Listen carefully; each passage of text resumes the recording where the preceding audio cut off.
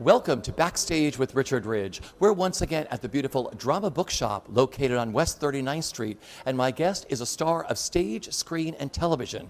From Broadway, you know him from Spring Awakening. From television, from Crazy Ex-Girlfriend and Zoe's Extraordinary Playlist, and from the films Pitch Perfect and Pitch Perfect 2. And now he has just stepped into the role of Seymour in the hit revival of Little Shop of Horrors. Please welcome Skylar Astin. Great to be sitting with you here at the brand new Drama Bookshop. Yes. Thank you, Lin-Manuel, for reinstating this. And what chairs are we sitting in today? These are the Hamilton chairs. Thanks, Lynn. So how excited are you? You are back. You've just stepped into the role of Seymour. How exciting is that in Little Shop? It's very fun. I love playing Seymour 8 times a week. It's a bit of a physical bear. Like my first entrance is a pratfall. But I just absolutely love the cast. I love the production, love the direction.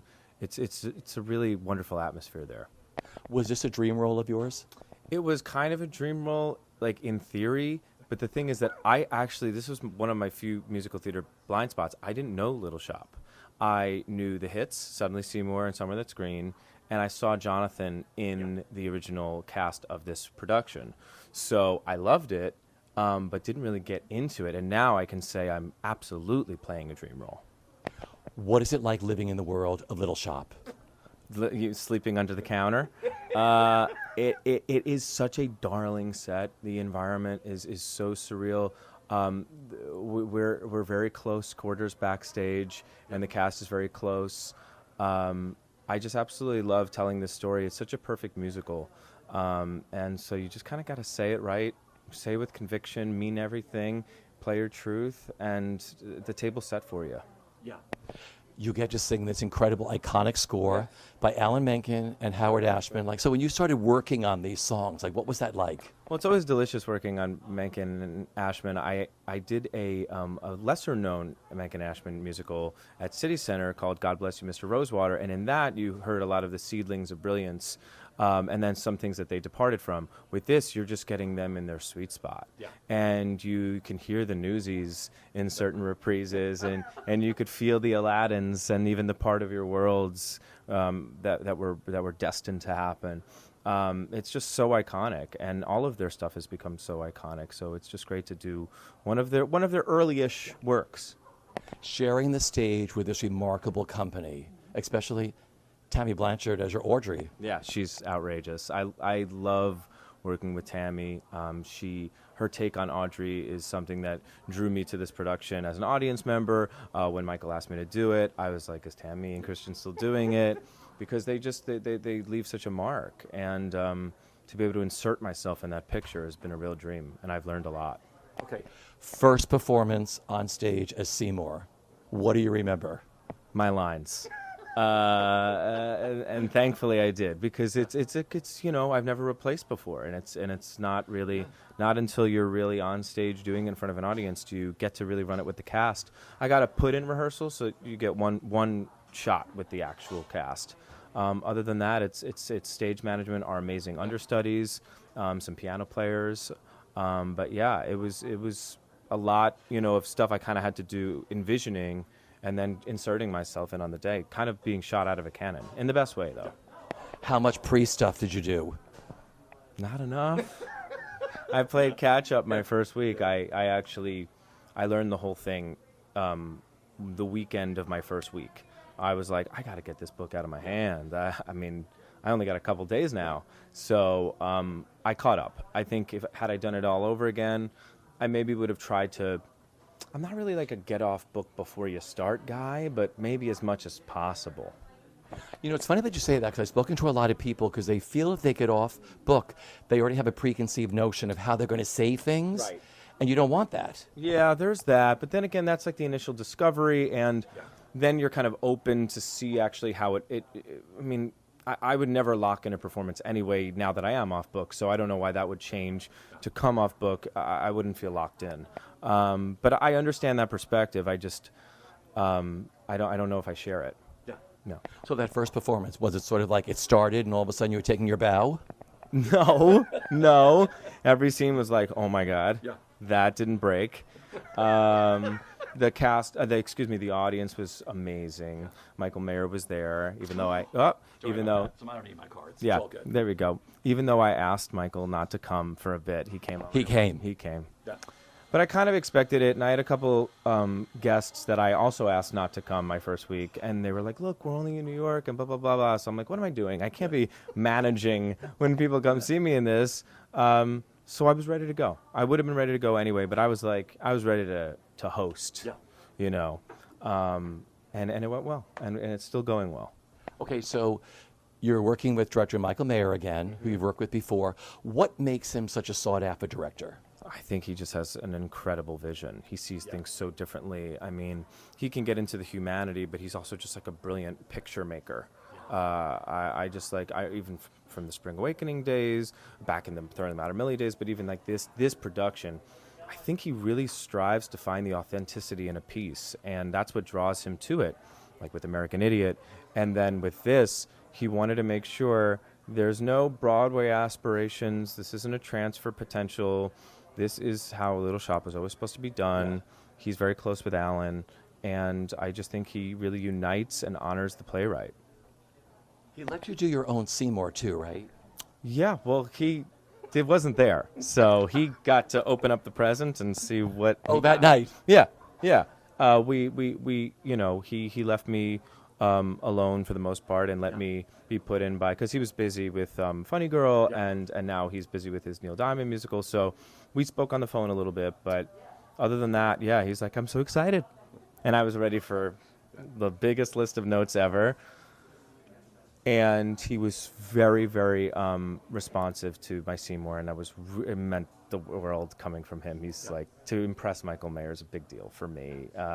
And he really liked it. And then he goes, oh, just one thing. Make sure the tube of the plant is in between your legs for the final number. And I was like, that's it? Thank God. So there's, at the very end, spoiler alert, there's a bit of a plant situation, and I'm wearing a big plant costume, and I guess I had it to the side, and it needs to be through the legs.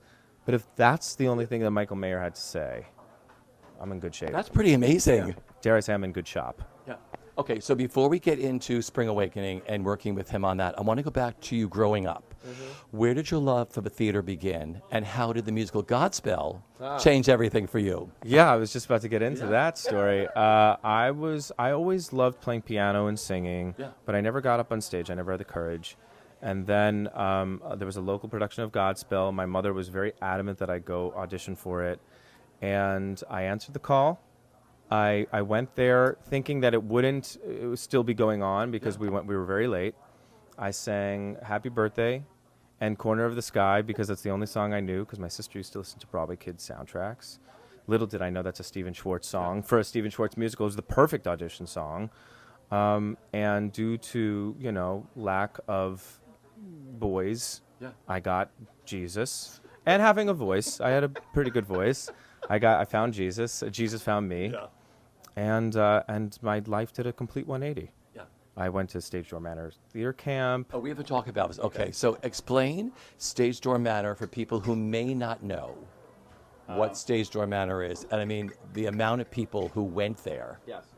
Stage Door Manor is a theater camp, kind of conservatory of kids from all around the world who love who love theater, who listen to cast recordings. Yeah. And I never felt, because once I got bitten by the bug, I was so immersed in theater, and I really felt like I found my people, theater people. And to see it at such a young, formative age was so powerful. I just remember being around people like Itai Benson, who's now in Company, and Shana Taub, who just wrote and was in Suffs. Like, that was my class. And just seeing Shana Taub sing Brother, Can You Spare a Dime at 12, and Itai doing Grand Hotel with me at like 15, but like feeling it and living it and like envisioning it and dreaming together in that camp just makes it a really unique place. So it's not just like a fancy schmancy camp. There's a lot of grit and a lot of hard work. Like, that's how I first learned how to put on a musical in under 2 weeks. Okay, so what are some of your favorite roles you played at Stage Door? I played Jean Valjean. I played Guido in 9. I played... and how old were you? Like 16, 17. But I really liked doing Julian Marsh in 42nd Street because I just acted a lot more. Yeah. It wasn't as reliant on the voice. Though my lullaby of Broadway was very nice, I was told. But you know, he does. It's not like a heavy singing role. I remember that season. There was Sweeney Todd. There was West Side Story. I was like, come on. Yeah. And then 42nd Street changed my life because I was like, I just felt so a part of the ensemble. That was awesome playing all those roles at 16. Pretty amazing. Guido in 9. Guido and 9. 2028 revival. Yeah. I'm available. And Italian. Oh, we are so there. Broadway World, put it out there in the ether. I didn't realize you were pining for roles on this interview, but yes, I am always. No, I am. I'm always pining because at the end we're going to walk by the musical theater. Vocal selections over there. I'm going to see is there a dream role over there you'd like to do? Okay, good to know. Good to know. 9, fabulous. Good for you. Yeah. Okay, so your first big professional job while you were still in school was Spring Awakening. That's right. I had to leave NYU a little early, or there was a bit of overlap actually. I had to literally be in 2 places at once, and I had to miss 3 rehearsals a week for 3 weeks in the original off-Broadway run. Yeah. And Michael and Tom were like, "Why did we hire you? You're so behind. You're never here." And then I finally graduated, or not graduated. I finished, and then like I caught up and was ready to go for previews, and the rest was literally history. Thank God they kept me. Okay. I was down with all of you. We were there when I was at Broadway Beat. We were in that rehearsal room at that meet and greet with all of you. You were all so young. None of you had ever done interviews before. No one knew. Well, was that for the Atlantic or the Broadway? The Atlantic. Yeah. Wow. Yeah. Wow. Yeah. The rawness that you must have seen. Well, I saw the same thing in Rent. Yeah. I was around for Rent from the very beginning. It was like Adina Menzel and everybody, and Adam Pascal. Like, Richie, we knew nothing. Truly. Someone turned a camera on with a light. We're like, who do we talk to? Right. Yeah. Especially someone like Adam. He was truly like, right? Okay, so how life-changing was Spring Awakening, that role and that show for you?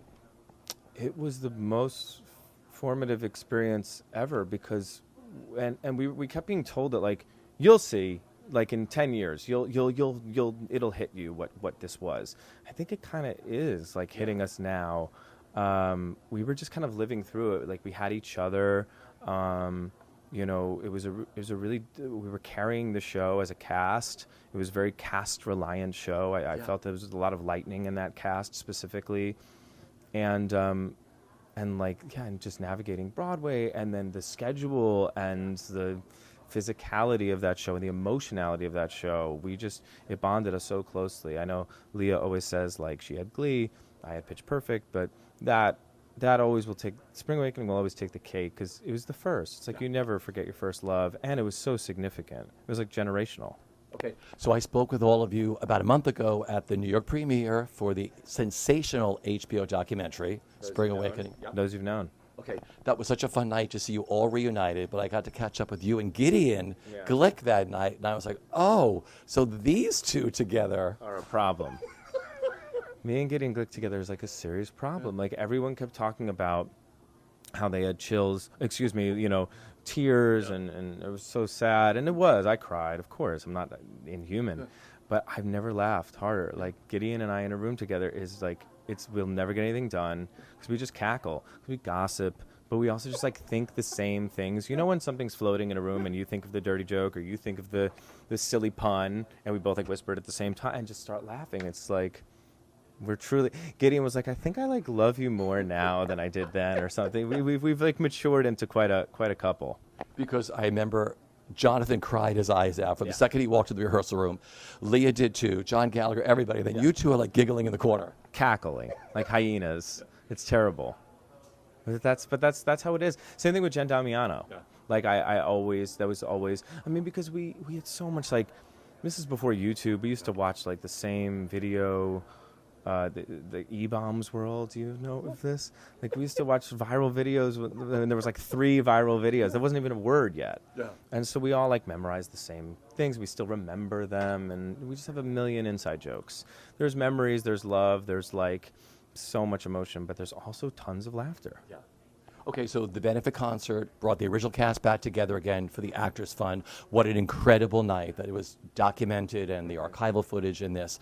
What did that night mean to you being a part of the Actors Fund, one night only benefit? I think it was a top five night for me. It certainly made my year. Yeah. We didn't know that we like needed it. Michael likes to say, like, now that you had that night, like you'll like it solidified the whole experience to come back and do it and still sounds. It's like, okay, so there's the superficial. We sounded so great together, blah blah blah blah blah. But just to hear like Lily do Dark I Know Well with her career and her new motherhood, and Johnny Gallagher to like add what he's added, and everyone, and truly everyone. It was a real gift. We're all very grateful we got to do it. Well, like I said, before we went on camera, I said, I've seen so many documentaries made on Broadway shows. This is the most phenomenal documentary anybody will ever watch. I'm just glad you all have that. Yeah, so much so. We're very grateful. Okay, so during Spring Awakening, you got cast as a lead in that hilarious comedy, Hamlet 2, right? Yes. We played Rick. I played Rand. Rand, okay. It was my first movie, one of my favorites still. Yeah. Loved doing My that. nephew turned me on to that movie. I was like, Yeah. oh, it's really funny. Oh, it's really funny. Amy Poehler, like SNL Prime, Amy Poehler, and David Arquette, Catherine Keener. It's a great cast. Okay, so I love to ask stage actors, did you grasp the art of filmmaking right away? Because we're going to get into your next film, which is Taking Woodstock, that Jonathan Groff did. And Jonathan told me a story that his first entrance in that film is coming out of the helicopter. I remember that. And Anne kept saying, less, less, less. And Jonathan's like, oh my God, he's going to fire me. Or like, so I wonder, when you were doing Hamlet 2, like, did you grasp filmmaking right away? I kind of did, but also, like, speaking to the Jonathan story, Aang is a sculptor, so, like, he knows, so it could be less, less, less. It could be head tilt higher. Like, so, you know, he's always going to give very specific direction. Not that Andy Fleming from Hamlet 2 didn't, but I just remember my first frame of film ever was me reading the school paper. It was a bad review for our production of Erin Brockovich, the musical. And I just remember reading it like I would, you know, on stage. But it was a really long lens shot from like half a football field away. It was just long. And then, like, I heard the DP be like, Skylar, like, head up. And so I just remember, like, noticing the relationship to camera. And it just, like, slowly adapted. So I think it's, like, the less idea, or just, like, the awareness of where the camera is. And now I speak that language very well and know different lenses and all that kind of stuff. But I would way rather go from theater to film than the opposite way. I wouldn't know how to amplify a performance. I think that would be harder than to make it more real or grounded or quieter or whatever. Okay, so next was Ang Lee's Taking Woodstock. What was it like working with him? Amazing. Yeah. Like, he's the lead of that movie. You know, like, it was a biopic. Yeah. He's done more research than all of us combined. He just had every answer. So truly, like, the emperor of the set. Yeah. There's such reverence for him. He works with the same people, and as long as we need to be there, we'll be there. Like, I never remember, like, my concept of time on that set was never, I think I was there for like 5 weeks and I'm in it for like 5 minutes, but, like, there was rehearsal, there was every angle, like, we did a whole morning. I thought that my scene was finished. I was, like, going to make a huge plate. And he goes, Skylar, now we're going to start moving into coverage, and we're going to finally get to you. And he was like, what? I was like, what were we doing all morning? He's like, just all the masters. And normally it's like one or two masters tops. And I was like, wow, so we're just like, we're just covering the crap out of this. He makes films, you know. You had a good time with him, right? So much, so much. And he was such a fan of our little group of Jonathan, Adam Pally, and me. We were like the Woodstock producer, like, you know, because it's a lot of stuff surrounding Woodstock, that movie, but we were the actual, like, people who did the Woodstock Festival, so. Okay. You were also known to millions of worldwide fans, of course, from Pitch Perfect and Pitch Perfect 2. You must have so many incredible memories of playing that role and working on those films. Do you have a favorite? A favorite memory? Yeah. The first riff-off was very special. Okay. I had just come off a movie where I was doing all-night shoots. It was like a one crazy night movie. And that was night shoots, and I remember everyone being so tired. And I was like, guys, this is 3 days. Like, I just did 5 weeks of night shoots. I had so much energy. And then once we got in that pool, something really magical happened. The movie kind of came together in that. Because the game of the riff-off was something that Jason Moore, esteemed theater director, was very specific about, like, understanding what we're playing, not just, like, singing a mashup. And I think we all got really engaged in the game of it all, and that's where all those nuanced moments in the movie kind of came out of. Okay. And then there's Crazy Ex-Girlfriend, where you took on a role that was originally played by Santino Fontana. Yeah. So that reminded me, I grew up in the 60s and 70s with Bewitched, Right. when there were two Darren Stevens. There was Right. Dick York, and then it went in color, and it was Dick Sargent. Right. So what was your first day on the set like? Yeah, that's like an Aunt Viv situation as well with Fresh Prince. It was kind of like the elephant in the room when it's like they were so chill and cool, and I felt like I was in such good hands with it and them and the concept that they're like, you're gonna be great. This is so fun. Oh my God, this is great. But I think there was like let's see how this actually goes, and then we did a scene, and then after day one, I think everyone was like, didn't want to say it, but oh my God, this is working out so well. Thank God. We're gonna keep you. Yeah, like because it's it was tricky, but. It was just really good feedback, and that extra good feedback I knew was like affirming themselves, affirming the idea, affirming me in the idea, and then it was just all systems go. Okay, and then there's Zoe's Extraordinary Playlist. You're known for so many people. How much fun was that playing Max? So much. I love Max. I miss Max. Yeah. I miss that cast. I just love that whole experience. It was such a combination of everything I've been doing over the years, and TV and film and musical and pop music, and all in this one really cool concept with this top-notch cast. We really love doing that one. You miss him. Of course.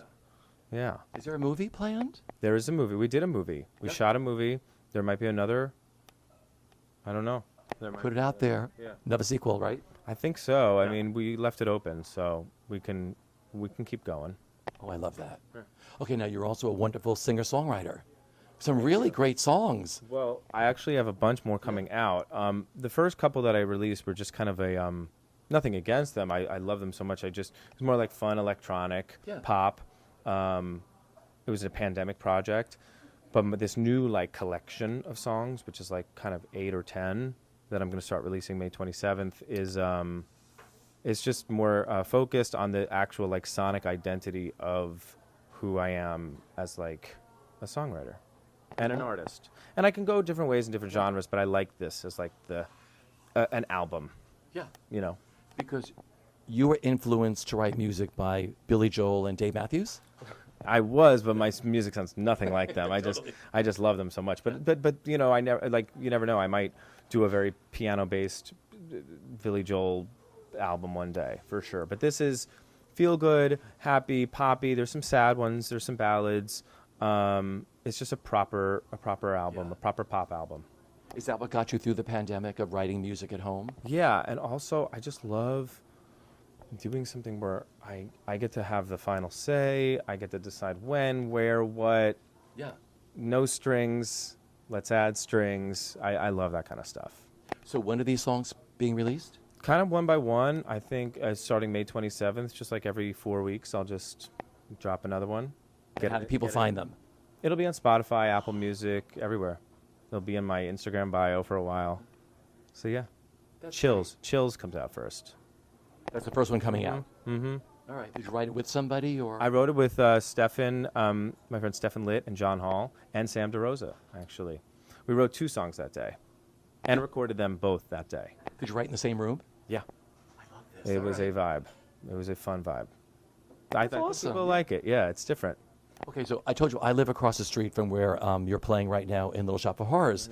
And a matinee had just gotten out, and all of a sudden, this whole bunch of people like, oh my God, they flipped over seeing something live. They had never been to a live anything, and they went to see Little Shop because you were in it, because they knew you were Pitch Perfect. This was like a week ago. Yeah, totally. Okay, Oh, yeah. No, this was just like the other day. Yeah, okay. Totally. Yeah. And I just love that, to talk to people who are known from other mediums. Right. And people, it all happened with us when we started going to the theater. I was like, my God, this is all live. You're changing people's lives by introducing them to this new art form of live theater, what that means to you. That means the world. My favorite thing is student matinees.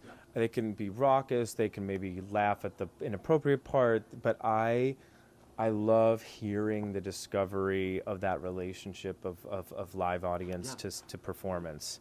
I just love seeing kids out in the house. There's a couple like not jump scares, but funny moments with the puppet with me. And I saw a couple kids in the front row, and I was like, "You're gonna get it," you know what I mean? Because who wouldn't want like? There's a couple moments where the plant goes out at the audience. So I just like giving people a unique theater experience, a live experience, and especially kids. I love that. You know, I know you're new to the role of Seymour, but it must just be so great to be back on stage again, doing what you love the most in front of a live audience.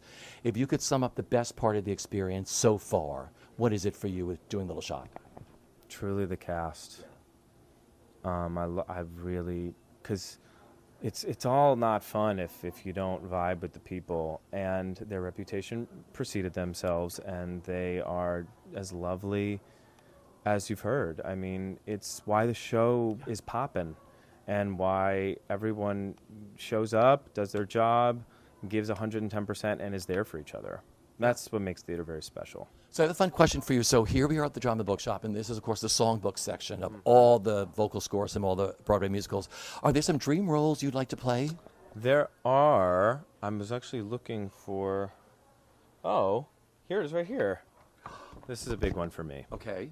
Just says so much about the artist, about art and commerce coming together. It's such a rich score. It's a good sing for me. Mandy Patinkin is like my musical theater like icon, guru, everything. I see a lot of my heart in his and soul, and so this one definitely has to happen somewhere. You could grow that George Surratt beard, right? Easy. Easy. Right.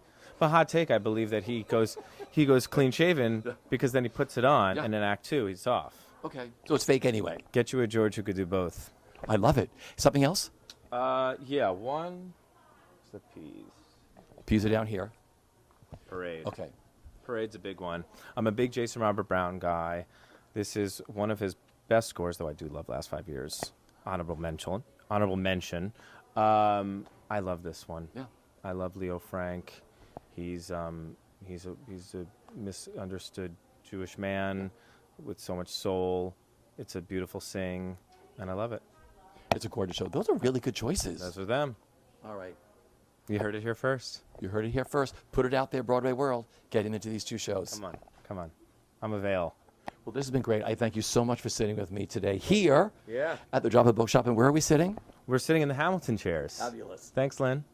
If you want a fabulous night of a theater, go see this one in Seymour in the hit production of Little Shop of Horrors. He's terrific. Take care, everybody, and we'll see you at the theater.